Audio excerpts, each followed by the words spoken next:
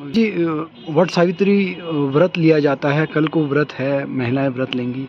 क्या कुछ किस विधि-विधान से व्रत लिया जाए? क्या कुछ किया जाए उसमें थोड़ा-सा बताइए? सबसे पहले तो मैं ये कहना चाहूँगा कि कल जो 26 तारीख का जो दिन है, बहुत ही पवित्र दिन है, क्योंकि इस दिन कई संयोग चरितार्थ होने जा रहे हैं। तो उस संदर्भ में वो सभी संयोग जो हैं सब लोगों के विघ्नों से रक्षा करें, इसके लिए पहले एक श्लोक प्रस्तुत करता हूँ। विघ्नध्वान्त निवारणैकतरणिर् विघ्नाटवी हव्यवाट् विघ्नव्यालकुलाभिमान गरुडो विघ्ने विपञ्चाननः विघ्नोत्तुङ्गगिरिप्रभेदनपविर्विघ्नाम्बुधेर्वाडवो विघ्नाघौघनप्रचण्डपवनः विघ्नेश्वरः पातु वः पातु नः। तो कल वर्ष भर का सबसे महत्वपूर्ण त्यौहार वट सावित्री अमावस्या है, जो कि ज्येष्ठ मास की अमावस्या में पड़ती है। तो इसका बहुत भारी महत्व है। सौभाग्यवती स्त्रियां अपने पति की सुरक्षा, अपने दाम्पत्य जीवन के सुखी रहने, अपने घर गृहस्थी को समृद्धपूर्ण बनाने के उद्देश्य से इस व्रत को करती हैं और वट वृक्ष की पूजा करती हैं। और जो हमारी बहुत पुरानी पौराणिक कथा है, एक भगवती सावित्री की अवतार सावित्री की कथा का श्रवण किया जाता है जी। और वट वृक्ष की पूजा की जाती है विधि विधान से, षोडशोपचार से। वट वृक्ष में धूप बत्ती, रोली, अक्षत, चंदन, पुष्प, जल, पंचामृत इत्यादि चढ़ा करके उसमें सूत का धागा लपेटा जाता है और वट वृक्ष से प्रार्थना की जाती है अपने सुखी दाम्पत्य जीवन की। ये वट सावित्री व्रत का महत्व है। कल सोमवती अमावस्या भी है। सोमवती अमावस्या वर्ष भर में 2-3 और कभी कभी पूरे वर्ष में एक ही बार आती है, अर्थात जिस अमावस्या को सोमवार पड़ता है उसको सोमवती अमावस्या कहते हैं और उसका विशेष महत्व है। उसका विशेष महत्व भगवान शिव की कृपा प्राप्त करने के लिए और पवित्र नदियों में स्नान करने के लिए, तीर्थों में स्नान करने के लिए और सारे ग्रहों से की कृपा प्राप्त करने के लिए सोमवती अमावस्या मनाया जाता है। और तीसरा जो सोमवार कल को है, तो सोमवार भगवान शिव का वार है और भगवान शिव की प्रसन्नता के लिए और चंद्र देव को प्रसन्न करने के लिए इस व्रत को किया जाता है।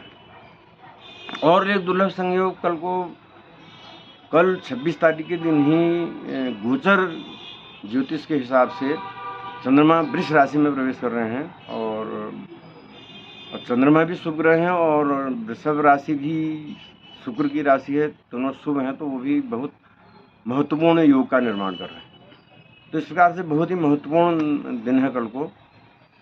तो सबसे पहले मैं वट सावित्री अमावस्या के संबंध में कहना चाहूँगा कि जो हमारे ऋषि मुनि, जो हमारे विद्वान, जो पूर्वज थे, उन्होंने पर्यावरण की महत्व को, वृक्षों के महत्व को समझा और इस प्रकार से हमारे धर्म को उन वृक्षों से जोड़ दिया।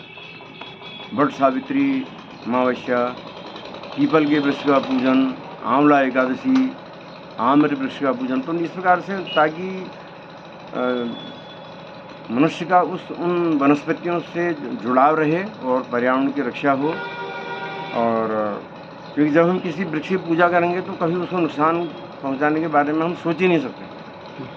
और वट वृक्ष के बारे में तो ये कहा गया है कि वट वृक्ष के मूले ब्रह्मा त्वचो विष्णु शाखा महादेवस्य एव च, मतलब उसके मूल में ब्रह्मा जी निवास करते हैं, उसकी त्वचा में भगवान विष्णु विराजमान होते हैं, उन शाखाओं में भगवान शिव विराजमान होते हैं।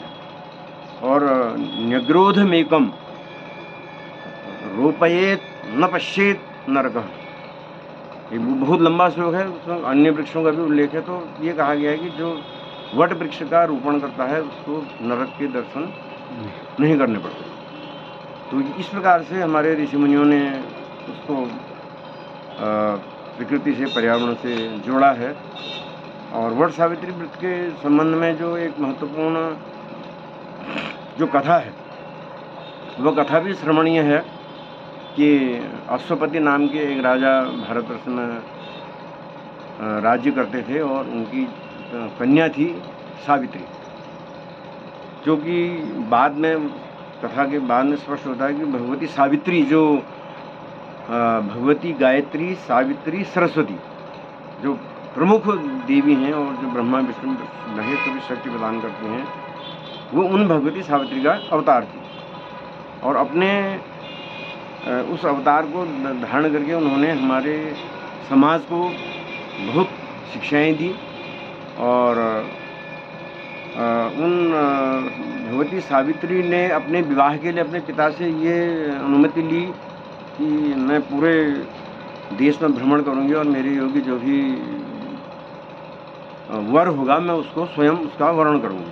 राजा अश्वपति ने आज्ञा दी और सावित्री अपने वर को खोजने के लिए निकली। चक्रवर्ती राजा की कन्या थी सावित्री।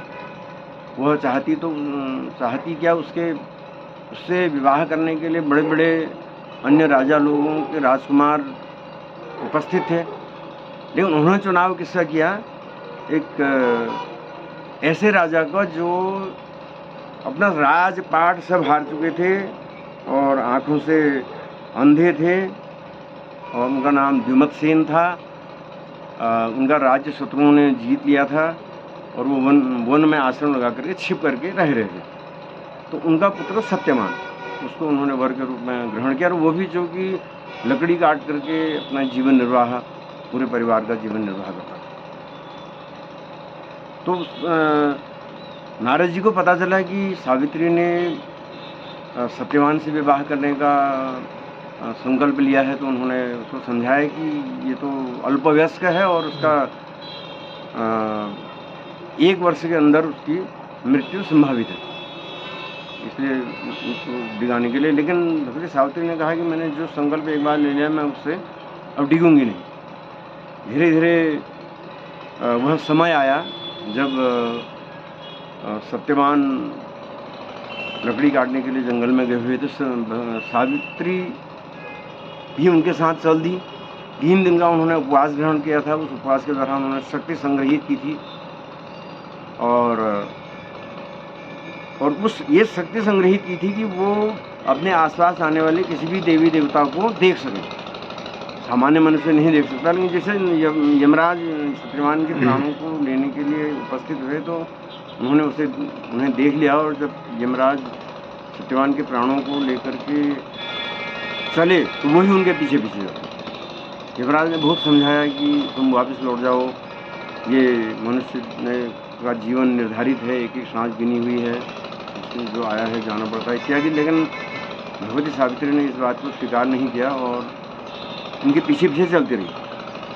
अंततः उनके त्याग और तपस्या से संतुष्ट होकर के जब बीच में वो हो रहे हैं, यमराज अंततः सावित्री की निष्ठा और एकाग्रता और उनकी अपने पति के प्रति प्रेम को देख करके प्रसन्न हुए और उन्होंने पीछा छुड़ाने के लिए 3 वरदान मांगने के लिए कहा।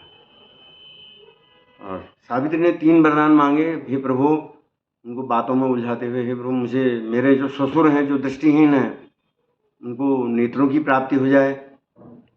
दूसरा वरदान मांगा कि मेरे जो सास ससुर हैं वो बहुत बड़े राजा थे किसी समय में, समयवश वो आज जंगल में निर्वाह कर रहे हैं, उनको उनका राज्य वापस मिल जाए। और नंबर तीसरा जो वरदान मांगा सावित्री जी ने कि मैं 100 पुत्रों की, 100 संतानों की माँ बन जाऊँ। यमराज जी पीछा छुड़ाना था, जल्दी में उन्होंने एवमस्तु कह दिया और अपना चल दिए, लेकिन सावित्री जी फिर भी पीछे पीछे चलती रही। यमराज ने कहा अरे तुमको वरदान दे दिया, उसके बाद ही पीछे पड़ी हो, सावित्री ने कहा, अरे भगवान, आपने 100 संतानों की माता होने का आशीर्वाद दिया और मेरे पति को आप लेकर के जा रहे हैं, ऐसा कैसे संभव है? और अंततः यमराज को हार माननी पड़ी और सत्यवान के प्राण वापस करते हुए उनको दीर्घायु जीवन का वरदान